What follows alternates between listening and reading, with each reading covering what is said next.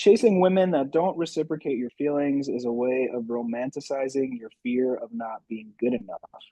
What I mean by this is that it's a lot easier to tell yourself that you're on some valiant quest for love rather than admitting that you're keeping yourself distracted with an illusion that's never actually going to require you to grow up, show up, and reach your full potential. Hey Josh, I am so excited to have you in the men's room today because I am so curious and excited to hear you tell us about how you came up with the publication. Tell us a love story, bro. It's one of the best things that's on this planet. And as a woman, I get excited to have it come in my inbox. So why is that? Thanks, Linda. That's high praise. One of the best things on this planet. I've never heard that before, but I'll accept that. I appreciate it. Thank you. Yeah, it's good to be back here, reconnect with you. And yeah, it always means so much, when I get messages from you or responses to anything that I've shared. So yeah, honored to be back here and yeah, to tell a little bit more about the publication. What it is so it's called "Tell Us a Love Story, Bro." It lives on Substack right now, and it's a collection of essays, a growing collection of essays. I think at the time that we're recording this, there's only 5 published so far, but plenty more to come. And it's a collection of personal essays, as well as FAQs that are questions that have been submitted by other men, by other readers. And some of them are also just questions that a past version of myself had and wishes, that he had proper guidance around at certain points of his life. But the idea behind the publication is to support men's well-being and you know help support men and offer maybe a different perspective that they might not be shown in mainstream media or in our culture or in the communities in which they're raised or they come up in. I know certainly a lot of these perspectives were perspectives that I wish I had when I was a younger man, and I guess I'll pause there for a second. Happy to tell you like a little bit more, backstory of the why and the belief that sort of drives the publication. But that is the what. The what is a collection of essays and personal stories, with the mission of supporting men's well-being. And what I most appreciate, if I'm getting honest here, is the fact that the language that you use is appealing to that audience that you have, hands down, because it's raw, it's vulnerable, it's not sugar coated. And so, it's not a place that you go to read this, like what some would call maybe like a publication where you want the personal and professional growth. It's not that at all. It's that it really is about the whole man, all sides of him, told in the way that would they'd be able to take it in. And so, you can't reach anyone if they're not going to connect to you. And just like when you open this publication or you go out to the publication because you offer in both formats, which is great, by the way. So you get it and coming and going. Um, there's so much to be said, but there's so much to also take in. And you just feel like someone on that other side, the words that are used, that they're heartfelt, but yet they're honest. And and that was, I don't know how to describe it in any other way. I almost thought about having you read one of your opening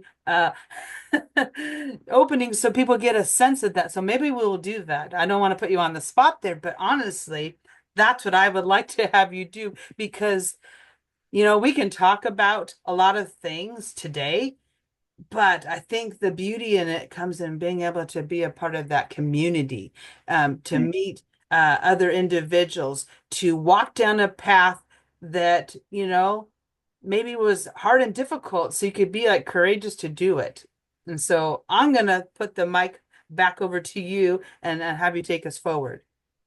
Thank you. Yeah. Um, I'm happy to read something. I think that could be fun and yeah, a little bit scary, but Of course it I'd be happy is. to do it. That's why I want you to do it. Yeah, yeah, I would love to do it. Let's see where the conversation takes us and we'll decide which snippet to read. All right. Um, but what I will say based on what you were just sharing and very kindly, the name itself, right? Tell us a love story, bro.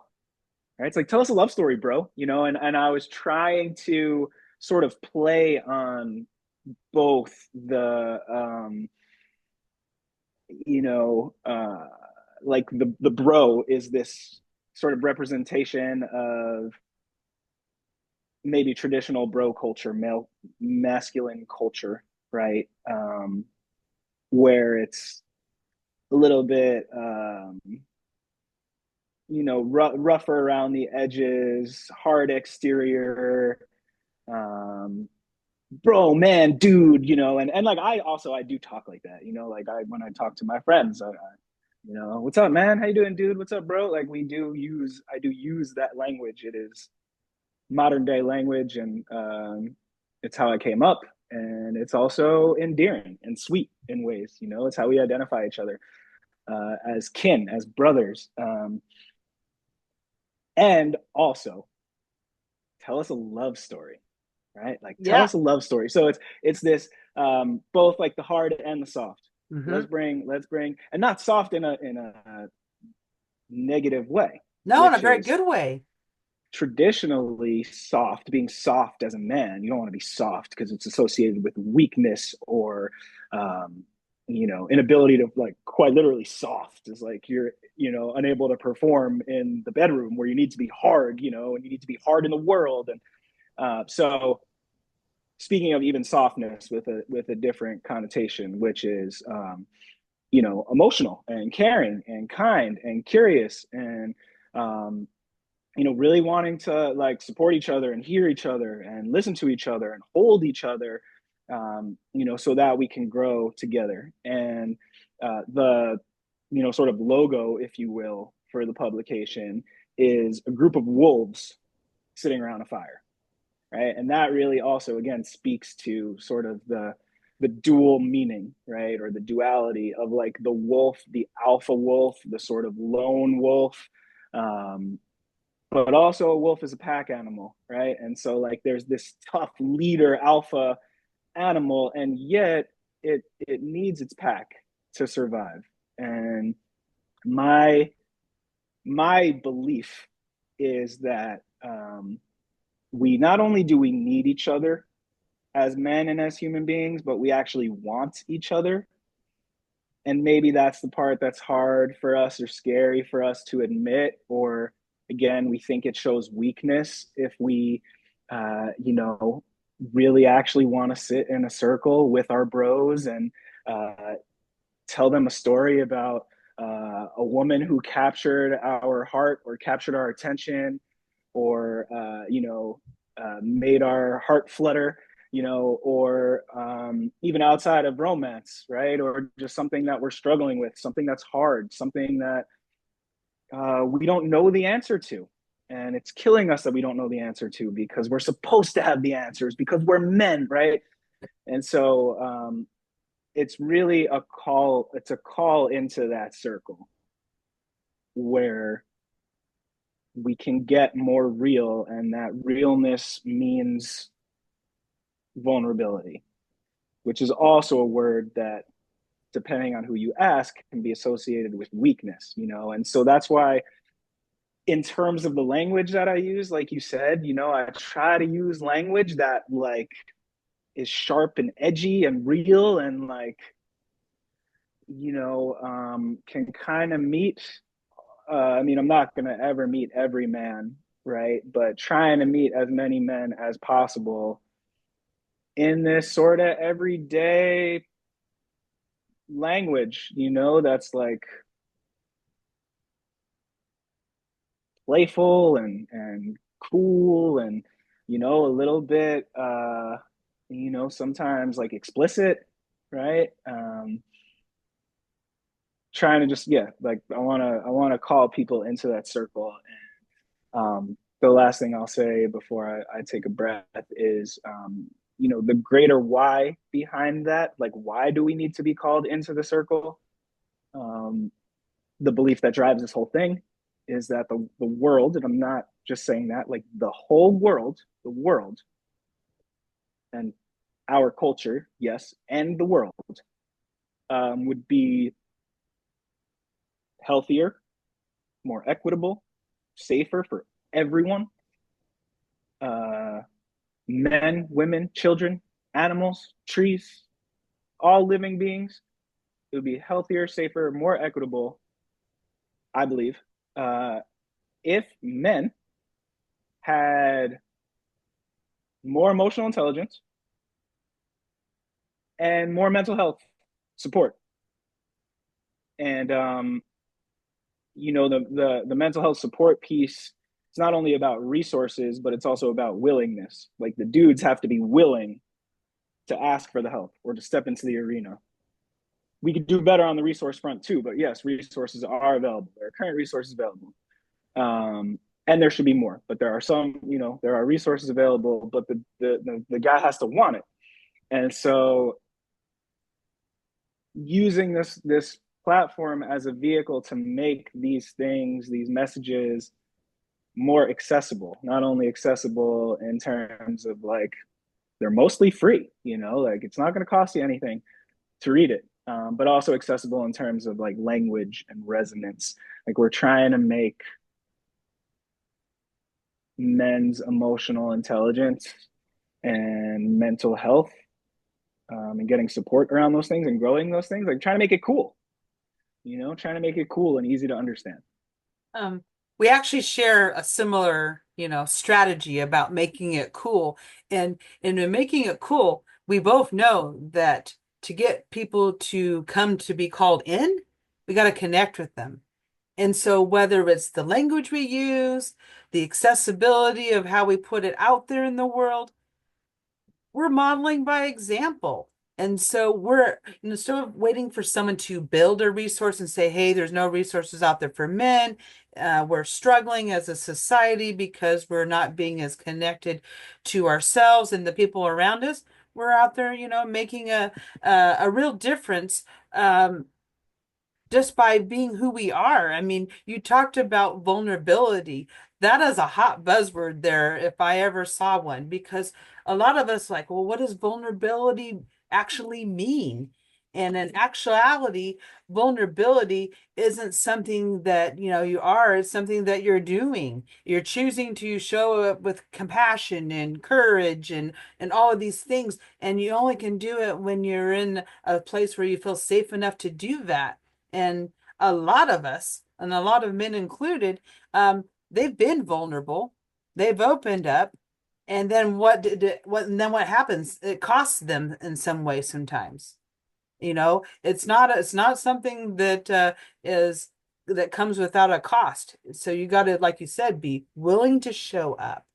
You have to be willing to put in the skin in the game, to have some effort, because in order to really be in that vulnerability state of feeling and nurturing and growing things, then you need all of those things. And you know I would say that the last time you and I got together, you gave this really great example of traditional male bonding, how it works. You said that you're sitting at a stand, a court, wherever, taking in a athletic game, and you're shoulder to shoulder, and you're not really looking to your left and to your right that often. Maybe you are when somebody scores, somebody has a big play, all of those things. And so the whole idea of, like you said, even with your logo, of calling into the circle, they're the pack, uh, and all different types of wolves, all different types of men in this pack, in this circle, being able to come into this brotherhood, this bromance, as some people would call it, and actually feel good about opening up and being nurturing, because it's not weak at all. It's more of a strength. And we hear a lot of people say that, but it really is, because what you're cultivating is connection. And when we feel connected, we start to feel like we belong and that our voice matters. And then we get into this space where we start actually doing the things that bring us what we want at the end of the day. But, I could say all day long that we need to speak to our wants, needs, and desires. But do we do that?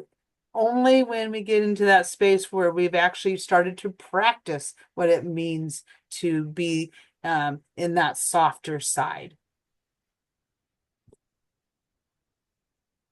I'd agree. And so, we've talked a lot about what the ideal is. And so there's challenges that men are going to face in creating that narrative. And so, I mean, how do we go about throwing away those old scripts and reimagining or recreating, reinventing, I guess those are three different ways that it could happen. So that way that it's more about the human experience at the end of the day. And how do you do it being a man? And what does that look like? So how do we throw out the old scripts as men? Yes. Is that Yeah. the How question? do how are we doing that? What would you Hmm. say from your perspective?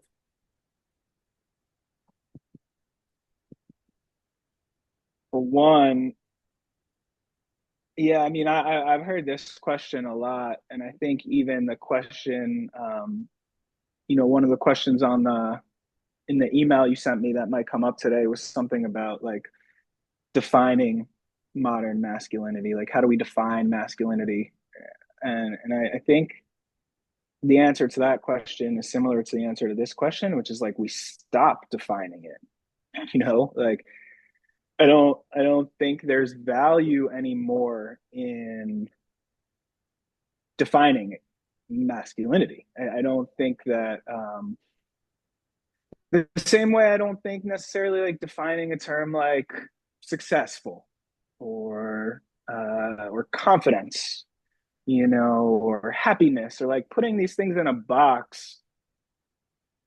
I think if anything, that runs more of a risk of like exiling people and isolating people who don't resonate with whatever that definition is. Um, it's not an invitation in; it's actually putting a wall around. And so, like what masculinity looks like for me, to me, my version of embodying masculinity looks so different from somebody else's. And that wouldn't make me or them any more or less of a man in my eyes, right? Like, I mean, like I'm not the dude who's like out there like chopping wood, and like I would kind of wish I was, and maybe one day, you know, far off dream, right? Have my have my cabin in the woods, and I'm probably gonna need to chop some wood, so I got to step up. But in terms of the traditional big, strong, tough,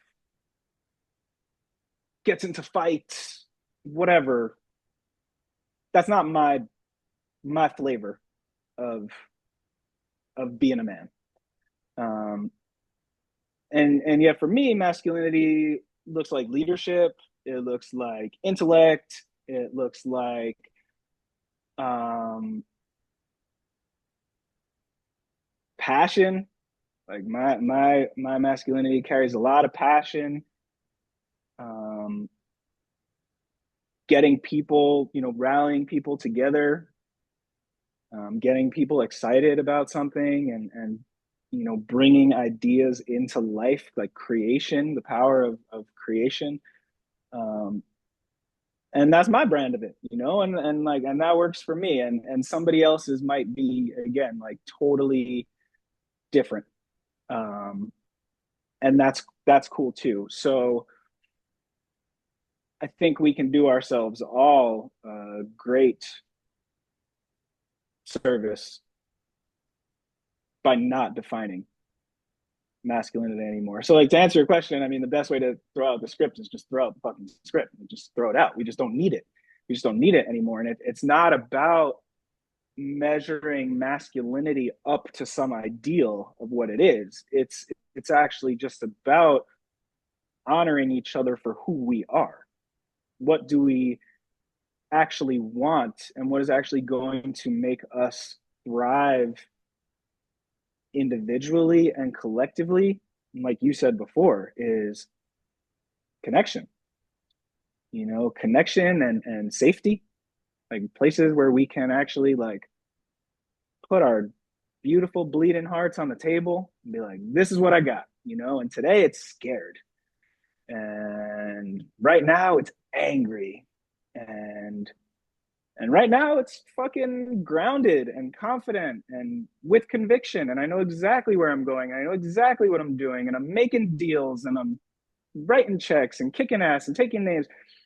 And the next day it's like, dude, I don't know which way is up, you know um but actually, if we welcome all of our different flavors of masculinity, we create this beautiful whole, which is like yours gets to support mine, and I get to borrow from you, and then I get to support you with mine because I have this thing that maybe you don't necessarily default to. And now, it's like we get to kind of share our gifts and talents and truth, our energies with each other. And it takes a village, man. Like that's true. It's true as it has been whenever that cliche was invented. So that's what I'd like to see. um I'll pause there. I do feel like that answer is a very kind of top line. Like, how do we throw out the script? We throw out the script. I think maybe there might be some importance to me actually speaking to, okay, how do we throw out the script, right? So I'd like to speak to that too, but maybe I'll pause for a second. Okay, I'm just like sitting on the edge of my seat here, like I could not have planned that response that you had any better than what you just put out there, which is instead of like redefining masculinity and trying to put people into different boxes, as you said, it's all about your definition. Get to know your definition of who you want to be, regardless of any label. Live that, demonstrate it, invite other guys to do the same, and voila. Yep. You're there. And so I love that you put that out there in that way, because there's so many conversations around this. And I will I even liked your analogy about one day I'm angry and one day I'm confident and one day I don't know which way is up. That's real. That's real. You're going to go through all of those shades of masculinity, and they're going to be different day by day, year by year. They're going to be different for each and every man. And so, you know, part of all of this too is like learning how to step into who you are. And it's that choosing. How am I going to choose to be, and how am I going to practice these things? Well, knowing who you are by asking that question, who am I, and how do I want to show up? Do that. If you do that, and part of your core is to be healthy at it and to be connected, well, then do all the things that help you to become healthy and connected. And the concept that we've been talking about is it takes a village. It takes a tribe. Find your village, find your tribe, find your people. Those are your support. And the support can look different even in different transitions and stages in your life. And so a lot of times I find that men want to aspire to that career ladder. They want to aspire to that place in life where they need to be. And if there wasn't so much looking ahead and like looking at where you are in that moment, in that space, and being present with that, the rest will fall into place. I speak to a lot of men who tell me how they're unfulfilled and they don't know what they want, and they're behind, and they're not where they want to be, and they don't know what to do next and who to reach out to and how to do it. Um, those are all like life things, and when we gather together to share our stories about our struggles, and boy, is that scary to put everything out on the table and not know where it's going to end up. But when you do that, I would say in most cases, yeah, you have to decide what level you're going to bring, whether you're going to go really deeper or whether you're going to stay surface. And there's a time and a place for both for sure. I mean, I will not tell you that you should go and bare your soul to anyone. No, you should not do that. The person should have to earn your trust before you extend it. And you can do little extensions of trust to see where it goes, and you'll get a baseline of that person or persons that can go there for you. Um, wow, there's so much to unpack here. My mind is just spinning, trying to think of that thread because you said so many things, and I was wanting to jump in. I However, I held wanna, back. oh yeah, I wanna speak a little to the how, like Yes, the I want you to. actual practical how. Because yeah, I can be guilty of keeping it super top level, and also there are a lot of like books and podcasts that I feel like do that. And it's Yes. like, go find your community. I'm like, fucking how? Like if I Yes, could the have, how. like, Yes. you know, if I for dudes who are struggling to do these things, or for anyone who's struggling to do Anyone. these Yeah, things, like they would have done it already if they knew how, right? that's right. Or so wanting to offer a little bit more like tangible support. Um, and I would say, one of the, in no particular order, right? Like here are some of, I think, the most important things that we can do, um,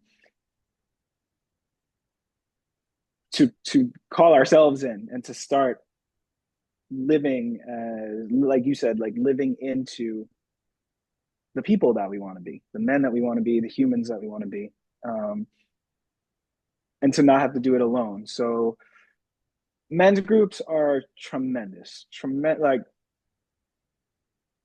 I'm not the person that I am today, which by the way is still like a very imperfect, flawed, growing individual. Um, but I'm not the man that I am today if I hadn't joined men's groups. Um, I was very, very lucky. I got introduced by a friend. He was actually a younger man than me. He had participated in a couple of programs that I led, so I had mentored him, but also look up to him in many ways. And he introduced me to two guys who were, I think, connected like through some, might have been through like a church initiative or like another mentorship initiative that he was part of, but it was just one of those sort of small world things. And they ran a men's group, and I didn't know what men's groups were at this time. This was like 2019 or 2020, and it was 2020 because it was COVID. It was virtual. We got on Zoom, and I remember like the first few times being in this, Zoom circle, so to speak, and the way these guys would like listen to each other and love each other, and put their hands on their heart and just stop and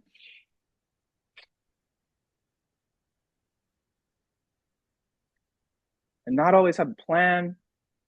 And sometimes they'd like read a poem or they'd sing a song. One dude, he would just take a drum and just start like beating the drum, and it was just like I had never seen anything like that before.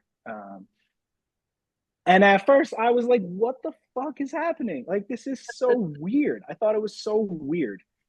Um, but it's like imagine wearing, the way I describe describe like the challenges facing men is like you've got millions of dudes walking around the world wearing like 1,000 layers of armor, not knowing it. Maybe at some level knowing it, maybe not, or like a mask, right? Um, you wear the mask long enough, long enough, long enough, you keep putting on more layers, layers, layers. Eventually, it just becomes your face. You don't even know. And so, is a slow process to like take the layers off. And the only way that I learned how to do it, and I have so much further to go, so much further. Like I still have so many layers that I have trouble detaching, taking off. But was watching other guys do it. Mhm. So men's groups, tremendous. And I don't know if you do show notes on this podcast, but like we could, I could like put together a list of, organizations, some that I've like sat in on and some that I've only heard of. So I can't speak to personally, but I know they're out there. Um, there are a lot of organizations, nonprofit organizations. Mankind Project is one of them. And they have men's groups, I want to say all over the world. But yeah, I think like starting with just a curiosity about men's groups. You don't even have to know how to join one, where to join one. Like honestly, just being curious about what is this? What do they look like? What can they look like? And just like letting that curiosity draw you into something. And maybe you wind up just, I don't know, starting like a little something in your church basement, and you don't even need a rule book, right? But just like start to enter into the practice of men gathering together. Um, and with that said, I mean, organizations that already exist, like Mankind Project, like it would help to learn from them, because also if you take a bunch of dudes that just start gathering in a basement, that could go a different way, right? Without proper, sort of like expectation setting or goal setting or mission mapping of like, this is how we actually break out of the shit that we've been stuck in, instead of perpetuating it. Just now we're perpetuating it all together, so skillfully sort of navigating that, right? But men's groups, tremendous. Storytelling, myth, fairy tale, story, uh, movies, anime, sports, even sports. I was talking to a friend about this yesterday, but like not just sports for the sake of like, yeah, he dunked on him.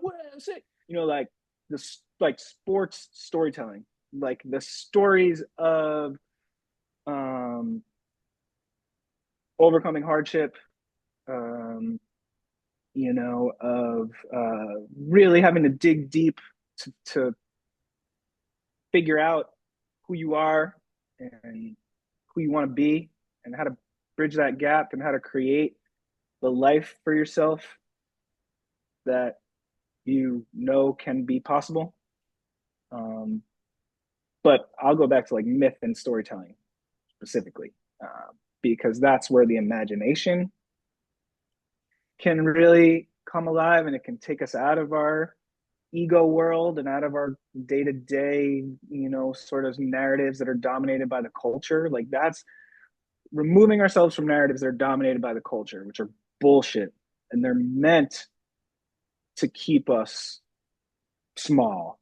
They're meant to keep us believing that masculinity only looks one way. They're meant to keep us believing that success only looks one way, so that we keep chasing the shit that they're trying to sell to us, so that they keep controlling us.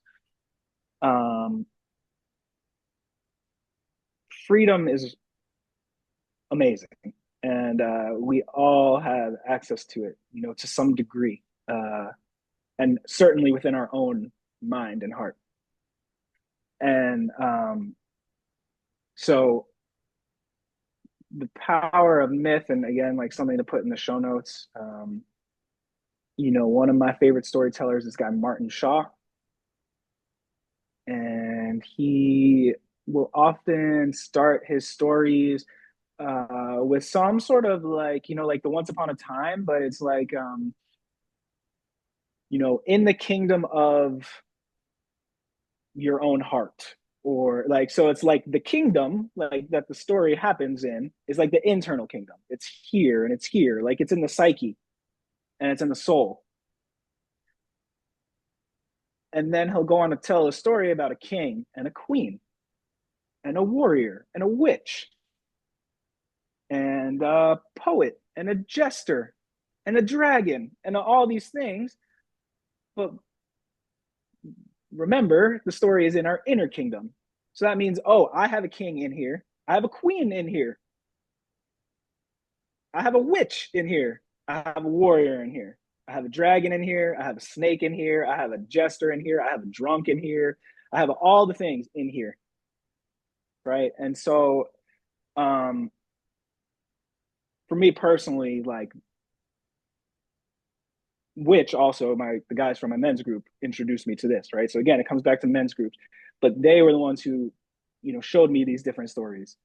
Um, and that helped, me sort of see the world differently and see my own inner world differently, um, and open my imagination to a lot of different things, that helped me sort of walk the world in a different way. Um, so yeah, like men's groups, stories, the power of our imagination, therapy, and therapy is a tough one because it's not available to everybody per se. Could be expensive. Um, you don't always find someone who's great. It's kind of like dating. You've got to potentially go on a lot of shitty first dates to find someone who you actually can trust, who can challenge you in healthy ways.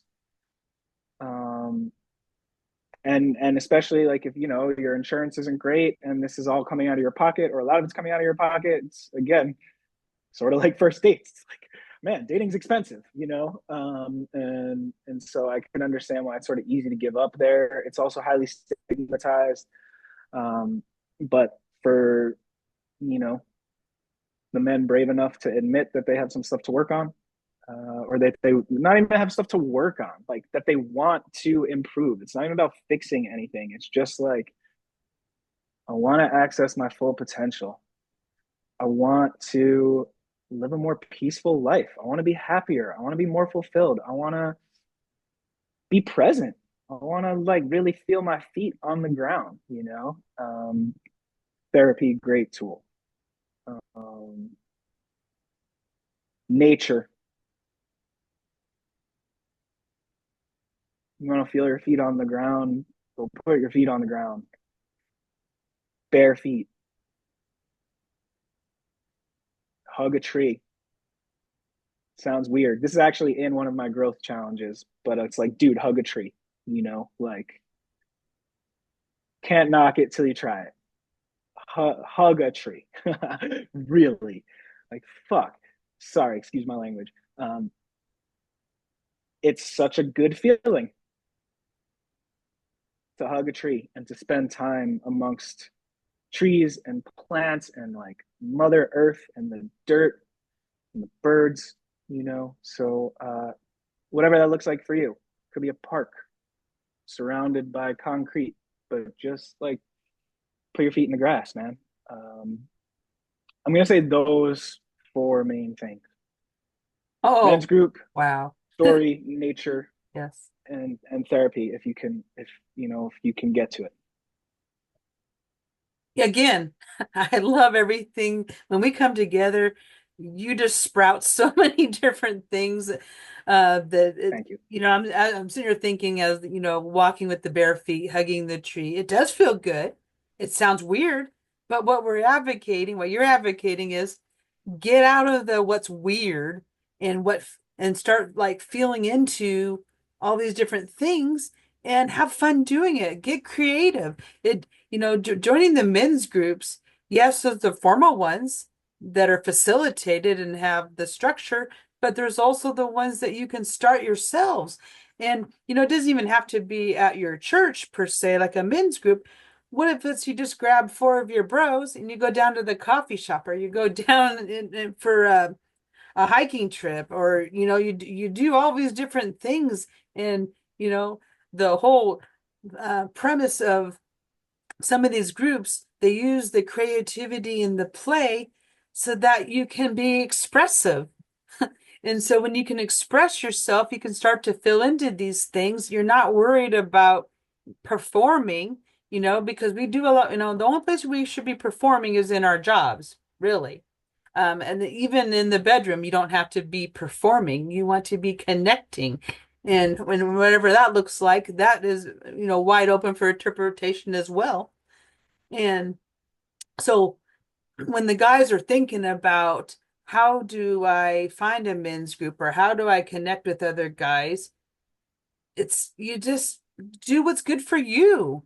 And but the only thing that really has to happen is that you have to be willing to show up, willing to put yourself out there.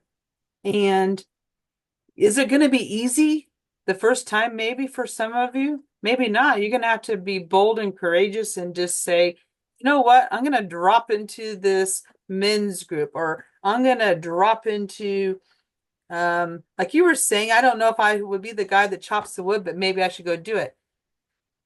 What's the harm in going out there, grabbing the axe and going and doing it? Nothing. If anything, you might find out that you really like it and that it was this thing that you could do to when you need to burn off steam, or to be out in nature and just be taking things in besides, being on electronics or jumping from thing to thing. You give your mind a chance to relax and to get some physical energy going. So all great ways to do it. And, the mind likes to go logical. We spend so much time in our mind being logical about what is the right path, how do I go about it, what are the steps to get started.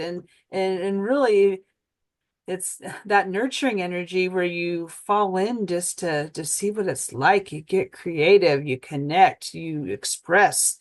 And it's not a men versus women or masculine versus feminine necessarily. It's just knowing that we're whole people and that we're gonna be comprised of both of the soft and hard side, the being and doing, which is why so many uh coaches, therapists, guides to talk to this energy, because that's all it is. In order to get change, you got to do something different, and that creates this energy. And so it's really simple. When we quit trying to do all these things and be, and it's choosing to be who you are and not who you think that other people want you to be. You stop doing that. The people that are meant for you will be in your life. You'll be doing the things that satisfy and feel your purpose. It all just magically happens, but it's a muscle like anything else that you have to build. If you haven't done it before, it's scary as hell. It's scary as hell to be in this place, but it doesn't have to be. It can be one of the most peaceful, freeing experiences ever. And yes, we will put all of this in the show notes and more. I am just thinking about all the things that we could put there, and definitely there's going to be a home for it, Josh. Thank you. Yeah, yeah, awesome.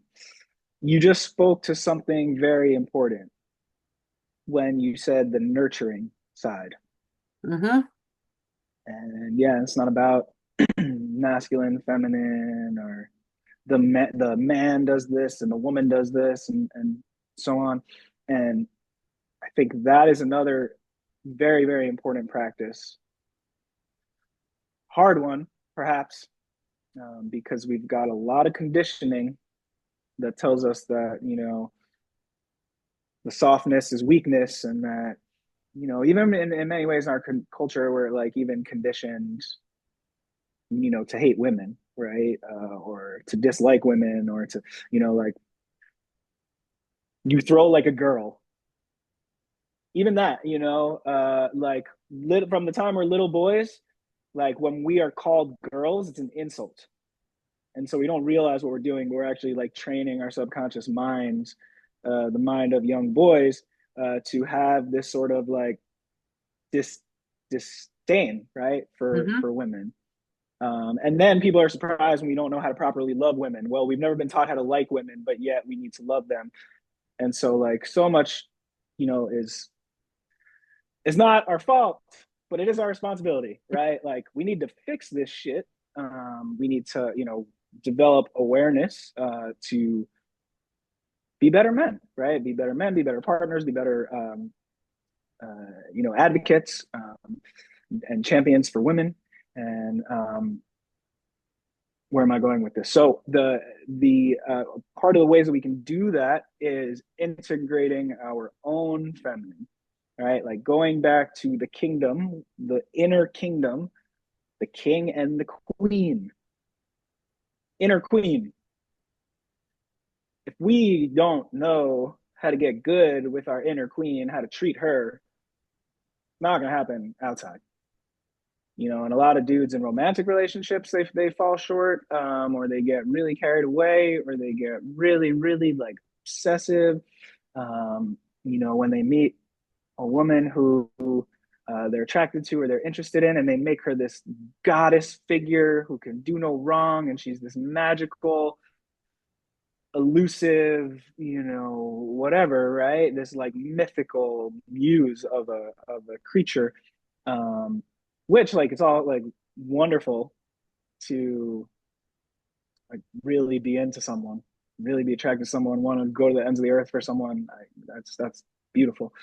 Um, but a lot of times we're doing that. It's not even about her, right? It's completely unhealthy because like it's just the first time that it's actually been okay for us to really like get a taste of and really like try to court and like integrate and bring in the beautiful wild feminine. But like we've got our own, we've got our own. And I learned this shit the hard way. I learned this lesson the hard way. Um, as a lot of people do, because I this is what I did. I would do that, right? But anyway, all that to say, like King is very all right. Like let's make a plan. Like here's the mission. Here's the plan. Let's go to work. And we need the balance of the queen, which is like let's go to work in the morning. Like for right now, like let me draw you a bath so you can rest. Because if you're always going to work, here's what I can do, here's what I need to do, we need to fix it, we need to do it, we need to blah, blah, blah, blah, blah, blah. You're gonna burn yourself out.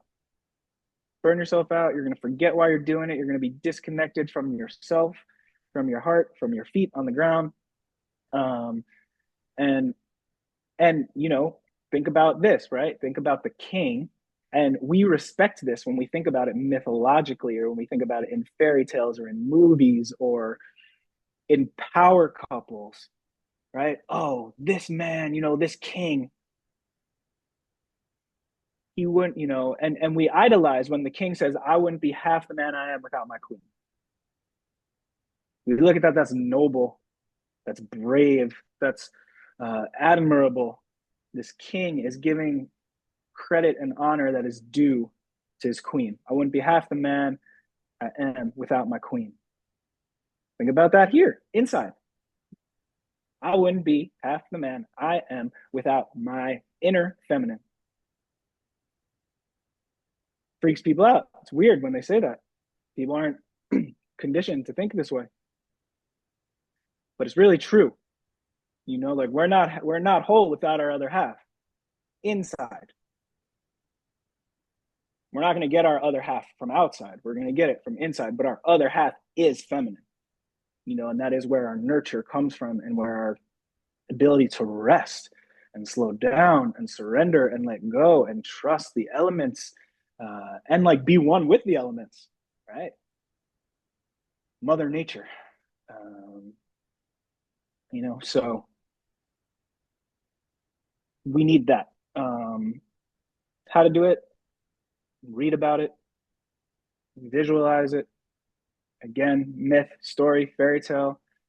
Um, Practice it. You know, just an openness to thinking about all the parts that make us in different ways. And something I've been challenged myself to do, but I've challenged other men to do is like go court your own feminine, your inner feminine. Go treat her the way you would treat like the love of your life. Like, what does she need? You know, flowers, a nice meal, some candles, a bath. Like, what would you do for her? Try that at home. And yeah, that's a game changer. It is a game changer. And you're absolutely correct. I'm sitting here nodding as you're expressing all of these things. You're going below that surface level and talking about, what all of this really means. And yeah, a lot of us and men, uh, you don't really get to this place that you're talking about without the practice. No one just like wakes up knowing exactly how to do all of this stuff. And you know using the dating example and how you would treat someone else and how you would put them in this place, and it is uh it's really easy to put other people in this pedestal or place and to do all these nice things. However, if we're not as men doing these nice things for ourselves, then then you're operating from a place of you're only half a person without the other person. No, you're the whole person. And and the women that you want to attract are going to want to find the men that are whole already, you know, to do that dance. With two whole people doing a dance, it's all additive. And and to and I just find that in society there's this I guess, theme that you have to constantly do all of these things to be that person that someone else wants. And the more you chase after be wanting to be that person that someone wants, you get further from yourself and further from reaching that meeting that person, because the person that you want to meet that's going to come in and be that whole, it's not going to happen because you're not whole yourself.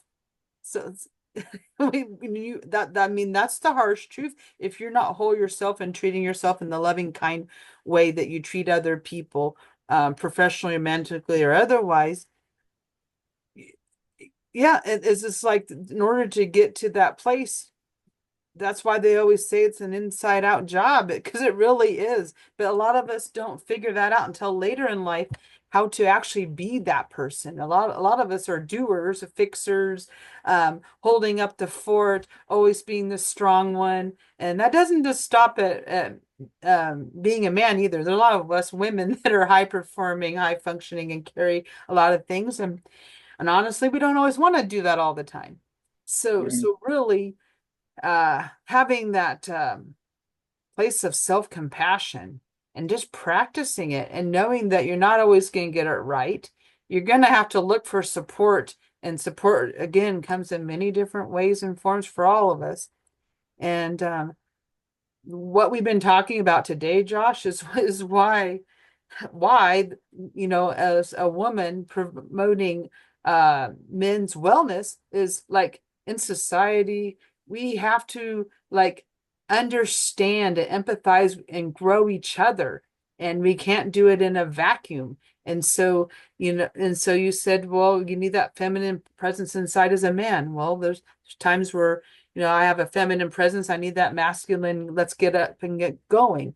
And so we all have different levels of how we show up. But as long as we're showing up and we want to know or want to improve, and again, one of the things that I do want to highlight is even though you're growing this muscle and you're feeling into who you are and you're being who you want to be, not who everyone else wants you to be, but being who you want and knowing that you're whole already, at the end of the day, let's see, now I'm going to say where I'm going to go with this. At the end of the day, it's just embracing who you are and not caring so much about what other people are thinking and moving towards that goal. It's never ending. It's never ending. That's where I wanted to go with this. It's never ending. Is you don't aspire to get to a certain level and then you're done. Oh, I got this. I'm whole. I'm good. I'm living my best life. I'm choosing to be authentic and all of that. No, you're going to sometimes take steps backward. You're going to meet other people that might be in a different timeline than you are. And so it's just like, how do we integrate as people? And the only person that we can really truly affect is ourselves. And then be healthy ourselves will attract healthy people. And that's how we change and shift society. Because the what you talked about before about these unhealthy negative things that happen, well, they're not going to change unless we start with ourselves, and over time it will take years. And will we ever be to a society where everything is perfect? No, we're going to be perfectly imperfect, and we're going to do the best we can with what we have and help others to step into that. And if we can do that, then we're living a purposeful life where we grow and connect with other people, and that feels good. And that's what the aspiration should be. Amen.